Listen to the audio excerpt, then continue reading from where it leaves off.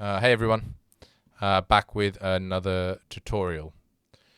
So I was just starting a new track and I was just thinking about the bass line and building it, and I just thought I'd make a quick tip on this one in terms of how to position your bass lines and what kind of sounds you should use and what considerations you should use or have when you're trying to make a new track or selecting your kick and bass together. So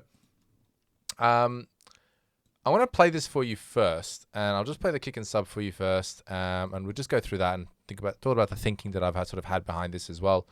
And yeah, let's just play that now for you quickly, and then we'll move on to the mid basses, and we'll just do a couple of tips around how they can fit with supporting elements and the considerations you should be making, and what you really should be thinking about when you first start your track. And just not to overdo things when you're first doing it as well, and just being in consideration, saying this is just the start of the track.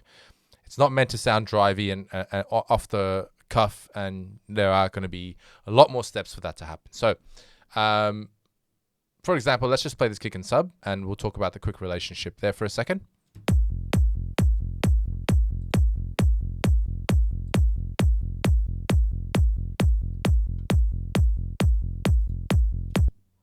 Now, there is another great video that I've done on kick and sub bass relationships. It's in my channel. It's got about over 1,000 views. It's about 25 minutes on kick and sub.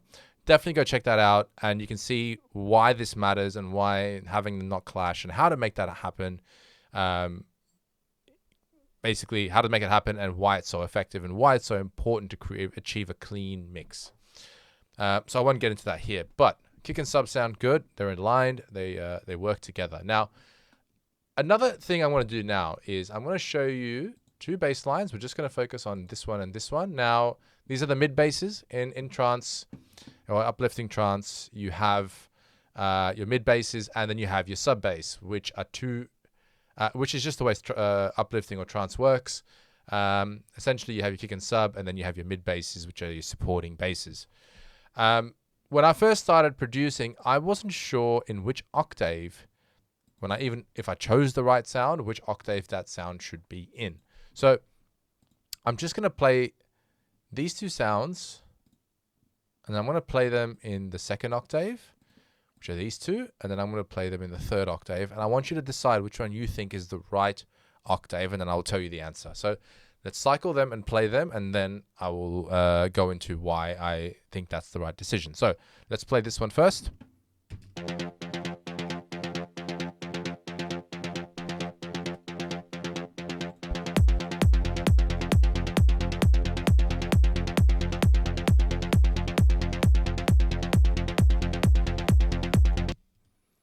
Okay, now let's play the other one.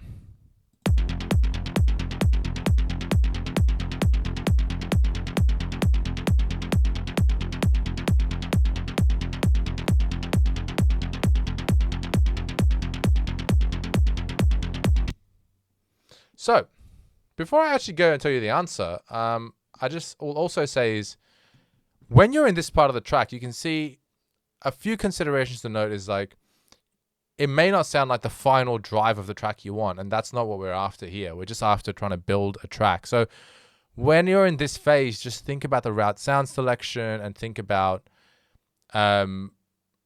just getting that to work with the kick and sub and where it sits more so than trying to achieve the final drive. So one of the things I'll point out here as well is that you'll notice that right now the track is playing at 133 BPM.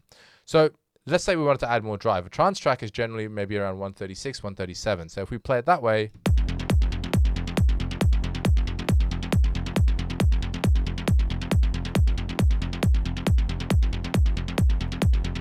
we'll play the other one.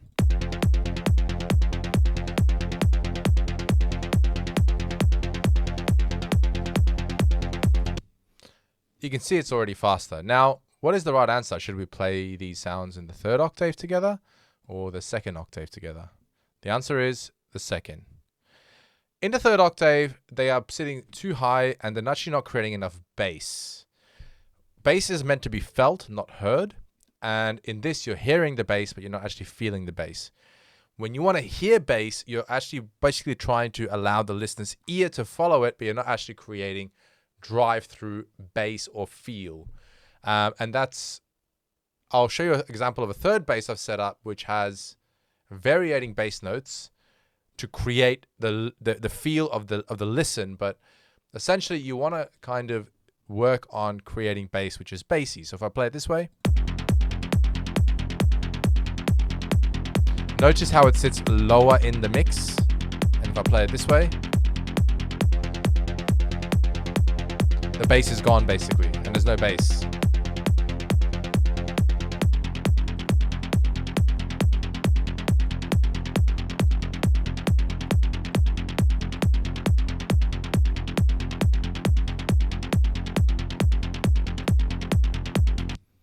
Yeah, and I've just put a little bit of a low cut at about 117 just to clean that up. Now, just by looking at this, those two basses alone, they've created a nice sort of start here, but we really want to fill this space out. And I always say your bass lines should look something like this, where they're high here, and then they kind of slope down like that. So, something like this is ideal. Now, we can talk about a bit more in depth about how to fill this space out, but I won't do that at the moment. But I will introduce the third element, which will change things.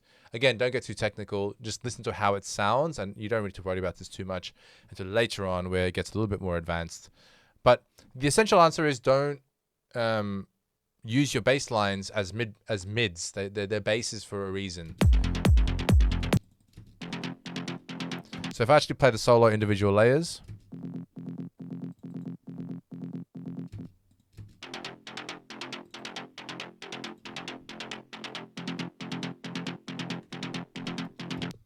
and if I play these individual layers,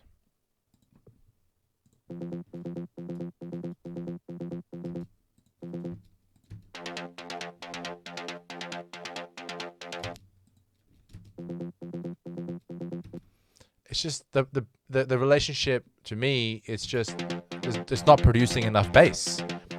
So if I play here, great. We've got the two basses and they work. And a great example of this is I've got the lead element here. Now, if I play the lead,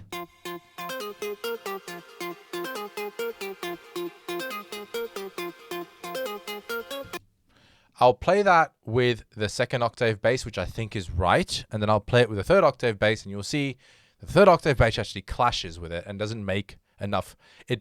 It basically takes the same space up as the lead element, and you basically get a muddy mix, and you don't get enough power. So I'll just do this.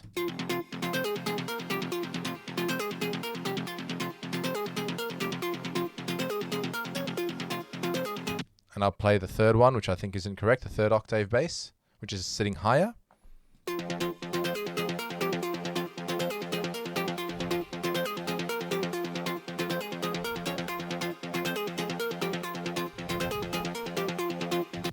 You can see automatically that is just basically too far high in the mix, and it's just not where it's meant to be. So let's go ahead and yeah, just make sure you always consider bass as bass. Now, I've got a third bass here. Now that's got a pattern on it.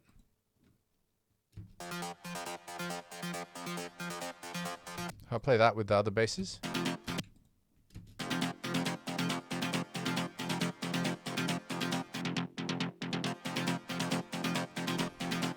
Again, I don't know if that's the right sound. I'm still working on it, but it adds a little bit of difference to the bass, where the bass actually has a little bit of changing.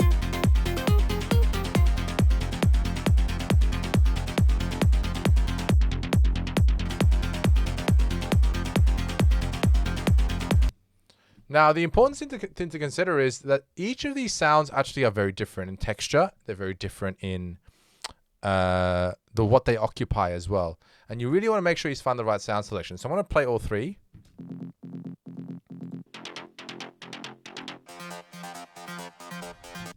I feel these two are too similar.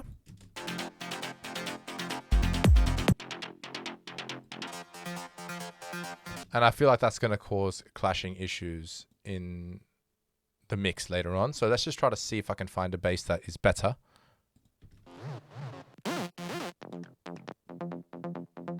All right, that's a little bit. Let's see how this goes.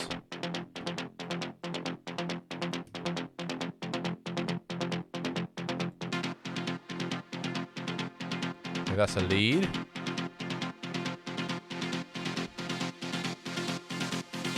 Actually sounds kind of nice.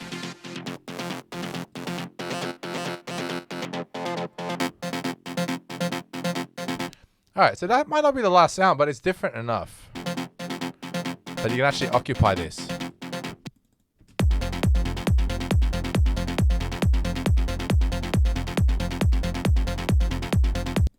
Now, again, I don't think it does the job, but you get the idea. Always try to choose different textures and make sure that they work together. But these, I think, is a great place to start. You don't need to try to go overboard. And playing it with the lead elements, just make sure that it's sitting in the right space of the bass line.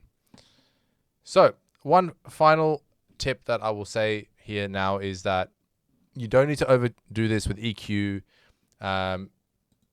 Even like, I think even I could work with this too.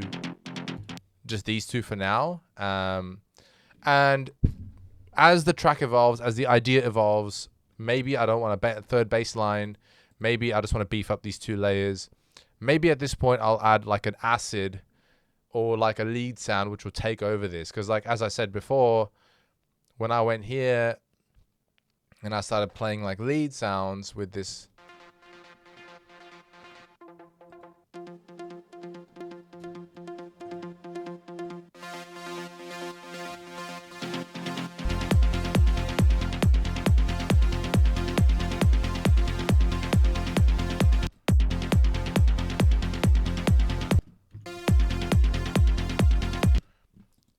there's variated ways to basically go into what will grab the ear of the listener, and don't try to make the bass do more than it's meant to do. It's just meant to create bass. It's meant to drive the track a little bit. It's not meant to be the main interest point. I see too many people trying to overdo this stage and really just come up with something that's just not needed in this particular phase. Now, maybe I'm going to pause the video here for a bit and just see if I can find the right sound, and then see if I found something that works.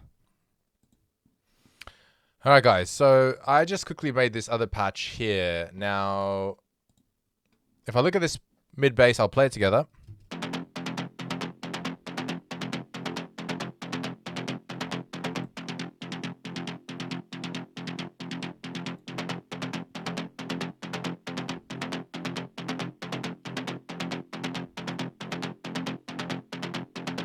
Now, the reason I chose this one is because if I look at this here in totality, if we look at it now and we pause it, we've got a nice sort of everything starting to get occupied and filling up quite nicely. As soon as I take this away,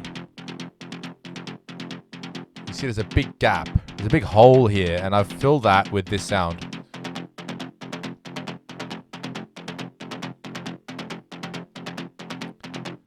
So when you're creating your bass lines, make sure the frequencies are filled out as well. That's something you want to aim for, and you don't want to have too many highs. You always want the slope to be, like I said, kind of like that. So, maybe I could create, but generally this is a good bass line.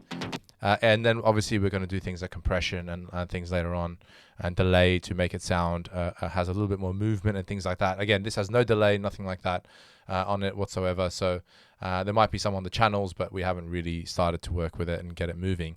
So yeah, make sure you fill out the frequencies, you choose the right octave for those sounds, and just be mindful of your selection and how they will work with your lead elements. All right, I'll leave it for there. If you have any questions, drop it in the comments. And if you've reached it this far, like and subscribe. And see you in the next one.